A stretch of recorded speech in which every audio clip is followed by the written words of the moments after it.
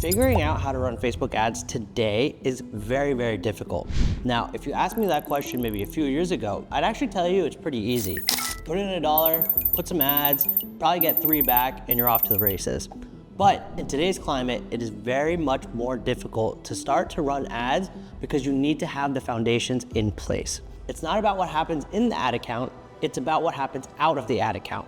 So if you're a beginner with Facebook ads, or you might have already gotten your hands dirty with the platform, here are the 8 most important things you need to know about running ads in 2025. My name is Ashvin Melwani, and I am the co-founder and CMO of a health and wellness brand called Obvi. We've crossed over 80 million in lifetime sales in the last 5 years, and even prior to that, I ran my own marketing agency where I spent over $100 million on Facebook ads. So I know a few things about running ads on Meta. So here are the 8 things I'd focus on when it comes to running Facebook ads. The first thing is people don't have enough social proof. Let's break this down. In today's age, everybody and their mother is trying to sell you something. Whether you're scrolling on TikTok, Instagram, Facebook, somebody is promoting something. And that is what we call the creator economy. Everybody is out there pushing a product, pushing a business, whatever it is. Every single piece of content that we're consuming, believe it or not, is social proof. Would you go and buy a product without anybody talking about it or referring you to that specific product or business, whatever it is? Probably not. Social proof, reviews, testimonials, these are the 3 biggest reasons why anybody is buying a product today. So how can you leverage that for your ads? Well, first things first, you need to get your product in the hands of as many people as you possibly can before you start running ads. This is gonna help with 2 things. First things first, we can send it to friends, family, which will be great for content because they can take pictures with your product. You can leverage that as ads. But what's really, really important is also getting some brand awareness out there. So instead of sending it to just friends and family, which you still can do, what I would do is start sending these to actual creators or influencers on TikTok, Instagram, Facebook, YouTube, you name it. Anybody with a following. What this is gonna do is, 1, these are people that are known for creating content. They've built a following. So the fact that they have a following means their content is pretty good. So what you want to do is get that product in those people's hands so that they can go and test out the product, give you feedback, and if they love the product, they're probably gonna talk about it to their audience. So what this does is 2 things. 1, your product and brand are gonna get some awareness through their audiences. If they're posting it on their stories, they're posting it on their feeds, you are getting organic visibility for your brand without even having to pay for it. Now the cost really comes from your cost of goods and shipping, but it's minuscule compared to the amount of views and impressions you could potentially get. Now, if a creator goes viral, it's even better, right? But we don't want to rely on that. So 1, we're getting some impressions, we're getting some views, but what you're really looking for is the actual content that you can take and start running as ads. Now, if you're running that type of content as ads, something like an endorsement, a testimonial, or a review of your product, it gives the consumers, potential customers, more of a reason to buy from you because there's that trust factor and it's validating your business and your product. Not only can you use this content within your ads, but you can leverage this content throughout your website, email marketing, SMS, you name it. Obviously with the right permissions, of course, but it's not just centered on running ads. It can also be leveraged in other areas, so don't discount this. Start with getting social proof for your product or your brand. The second most important thing for running ads is your offer. So when it comes to crafting offers, the biggest thing that we need to focus on is improving conversion rate for your product, as well as increasing your AOV. So how do we do this without affecting contribution margin?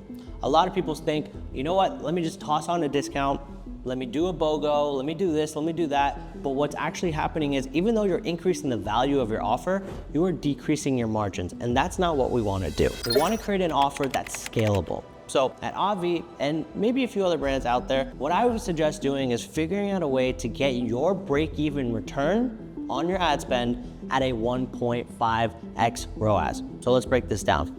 If my AOV is, let's say, $100, I want to be able to afford a CAC of $75, which means that I have $25 in variable costs. For Obvi and a lot of brands out there, the typical goal for having a break-even threshold on running your ads is, honestly, try to be at a 1.5 return. What this means is, let's say you have an AOV of $100, your allowable CAC should be around $66. Now, This really helps if your margins are tight, meaning you're anywhere between 70 to 80%, gross margins. Your shipping is in place. So if you're not working with the 3PL or if you're shipping things on yourself, I highly recommend working with the 3PL to take advantage of their group discounts, getting your shipping costs even lower. Then we're talking about processing fees, right? Working with the best payment providers. So if you're paying 4% versus 3% over time and over scale, those costs add up. Now, if you take away all those variable costs, you're left with what you're allowed to spend on advertising or your gross profit. Now, let's say after $100, you've taken out COGS, which is 10, your shipping, which is another 10, your processing fees, which is another $4 or $5, and then whatever discount you want to take out of that, that is what's left, and that is what can become your target CAC. Like I said, aim for a 1.5 break-even return. So here are some different ways you can craft an offer. What we like to do at Obvi is bundling. If I'm offering a 1-month supply of our collagen protein, I also like to offer a 3-month supply at a slight discount or a 6-month supply at a bigger discount. This way, by bundling, we're incentivizing our customers to buy more product, which gives us a higher AOV, which allows us to spend more on our CAC. Another offer is your typical BOGO, right? Buy one, get one, buy one, get one 50% off, buy two, get one. You don't necessarily have a discount associated with a BOGO. So if you're looking to stay away from discounts, there's other ways you can portray value by doing a BOGO. Again, just make sure that you're calculating your break-even ROAS when it comes to this type of offer. A third one, which is really, really popular and something that we test around on our products, is gift with purchase. So instead of offering a discount, why not offer a free gift with a high perceived value instead? So let's just say your product is $100 and you want to offer a 20% discount. That's $20 off the top line right there. But if you offer a free product with high perceived value, you could probably get this product at a cost of $5, maybe 10 max. Even at $10, you could get a high quality gift. For us, that could be a shaker cup, that could be a funnel, that could be a tote bag, a backpack, whatever it is, or it could be an entirely different product. Discounting can add up the margins very quickly, but offering a free gift can give that overall higher perceived value and get people to convert without discounting. Here's some offer mistakes to avoid. Stop adding way too high of discounts than you need to. Don't add too many free gifts because those costs can add up, as well as additional shipping charges just for adding additional products. Make sure you're calculating every single cost associated for that particular product to make sure you have the right numbers in your head to know when to scale and when to not. The third most important thing is understanding what the learning phase is on Meta. When we talk about the learning phase, it means getting enough data for Facebook to actually optimize the results it's getting. Typically, we see an ad set within Meta needs 50 conversions in a 7-day window to actually leave the learning phase and start optimizing for the actual results you need. Now, if you're coming in at maybe less than 50 conversions a week, maybe 10, maybe 20, the ad set is going to hit learning limited. And there are a lot of different things about this out there on the internet. People think learning limited is just a hoax, we shouldn't pay attention to it. In my opinion, the less ad sets that are in learning limited, the better your results are. So the most important thing here is calculating your budget needed to get out of the learning phase. And this is a simple calculation that everybody should know. Like I said, you need 50 conversions in a 7-day window. So take this number 50, multiply it by your target break-even CAC. Let's call it 50. So now we're at $2,500, divide by 7 days. This should get you a daily budget of $350. That should be the utmost minimum daily budget that you need to set your Facebook ad sets to get out of the learning phase. Now, the fourth most important thing to know about Facebook ads is creative diversity is key. If you don't have creative diversity in your ad account, you are going to find it very difficult to scale. Every single person on social media is consuming different types of content. My For You page or my Explore page is gonna be way different than yours, which means that I consume content differently. I consume different types of assets differently, whether I'm looking at images, videos, slideshows, whatever it is, it's going to be different from person to person. It's the same thing with ads. If I'm just running the same type of creative, the same type of content, the same type of messaging, I am only going to be able to hit a certain amount of group of people. So how do you expand the audience that you're trying to reach? It's with creative diversity. So let's break this down even further. To achieve creative diversity, we need multiple types of assets. Now, in the advertising world, there's really only two types of assets. One is static images or videos, right? Now, within this, what are the types of static images and videos? We're gonna have two types, which is lo-fi type of content, meaning kind of your nitty-gritty looking, like somebody natively posted a picture on Instagram or took a video with their iPhone and posted it on an Instagram story. That is what I think is considered lo-fi, right? Now your hi-fi, which is more your higher quality production content, that's stuff that's made in the studio. Now, when you look at these four types of assets and different types of creatives, you're gonna have lo-fi statics, hi-fi statics, lo-fi videos, and hi-fi videos, right? Each one of these buckets need to be filled for you to achieve creative diversity. This is going to allow you to reach people that you probably wouldn't have if you only had one of these buckets. Now, within these different types of creatives, you need to have different types of messaging. Now, there's 4 different types of messaging that you should focus on when creating your ads. The first one is problem unaware type of messaging.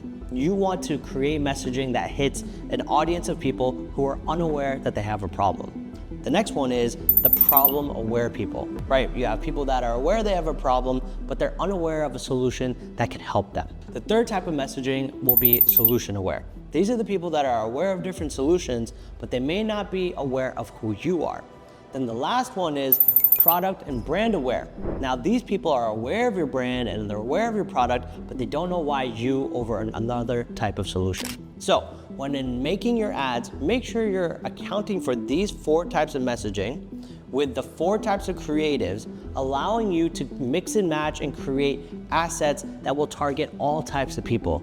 If you can nail this 4 type of messaging and these 4 types of creatives, you will be able to hit every single person possible on the platform. Number 5 is tracking. This one is obvious. With Meta ads, you have what is called the Facebook pixel. This is something that sits on your website, collects all the data from visitors, customers, and sends it back to Meta, which allows Meta to optimize your ad account to find even more of the customers that it's bringing you. The problem is there is a right way of doing this, and there is a wrong way of doing this. So for us, we use third-party tracking tools to make sure that we're sending the most data back from our website back to Meta. Pre-iOS updates, this was easy. Facebook could do whatever it wanted. It would collect the information, send it back whenever it needed to in real time, and allowed us to optimize right there and then. Now there's delays. Now there's data being blocked because of Apple and the privacy concerns there, which is not the worst thing in the world, but for advertisers, it is. So make sure you have tracking set up correctly at all times. Number 6, there's a lot of information out there on Twitter, YouTube, including this video. And I will be the first one to tell you, stop listening to the gurus. They're gonna tell you, you have to do this, or you have to run this account setup, you have to do this. You don't have to do everything. Make sure that you go and test whatever makes sense for your business. With that being said, let me get into number 7, which is adapt and change accordingly. What works today may not work tomorrow, and it's happened time and time again. Facebook is always changing its product offerings, its UX, its UI. There's different ways to run ads all the time. But what I would say is don't fear these changes, but rather embrace them. For example, when we started using ASC campaigns within Meta, it worked amazing for us until it didn't. And now in my opinion, I kind of stay away from it until Facebook makes it better. And the same thing happened with CBO campaigns years ago. They introduced it and they said, this is gonna be the way of the future. Worked really well up until it didn't. And then we waited until they fixed the product itself. When everybody starts to use something and it becomes best practice, that is when I would probably lean into some of these new products. But with that being said, don't be afraid to test or go against the grain with certain things. Find what works for you and lean into it. But make sure that when certain things are going wrong, when you say, oh, well, you know what, my CAC is steadily increasing, well, have you tested something else? If not, what can you test? This way it allows you to rule out any situation that could be providing negative results for you and allows you to continue to scale your business. The last thing I can leave you with is number 8, which is be clear and be intentional with your testing. Whether that's with creatives or offers or different account structures, understand what you're testing and why you're testing it. For example, within creatives, don't just create a bunch of creatives and put them in your ad account and run them. There has to be a reason as to why you're doing this. So when it comes to creatives, make sure you are intentional with your testing strategies. Make sure you're doing research. Make sure you're understanding angles that you're testing and why you're testing those angles. Whether it's a reason why you found, somebody mentioning something in your comments, or they mentioned it in a review, or they mentioned it in a post-purchase survey, there is a reason to test something, and make sure you're doing it with intention. Don't just run an ad because you saw another brand running it. There's a reason it's working for them, and it may not work for you, but make sure you have a hypothesis and you go and test it. Same thing goes for making optimizations on your landing page or testing different offers. Have a reason for testing something. If another brand is selling their subscription box at $29 a month and they're adding in 4 or 5 free gifts, doesn't mean that you should. There's a reason why they're willing to lose on the first order, and it's probably because they have money in the bank or they're a larger brand than you. Just because they have an offer that's working for them doesn't mean it's gonna work for you. It doesn't mean you need to go and test everything that your competitors are testing. Have an idea as to why you're gonna run something, analyze the results, and see if it achieved the goals that you were looking for. If not, don't spray and pray. So those are your 8 most important things to know when it comes to running Facebook ads. Now, if you like this video, please let me know in the comments, like this video and subscribe, because for me, I can't teach you how to run Facebook ads in just one 10 to 20 minute video. It's gonna take me hours. So if you wanna learn from me, I'll be putting out multiple videos similar to this over time. So again, follow me, subscribe, so you'll get notified whenever I drop one of these videos, and I'm looking forward to the next one. See you there.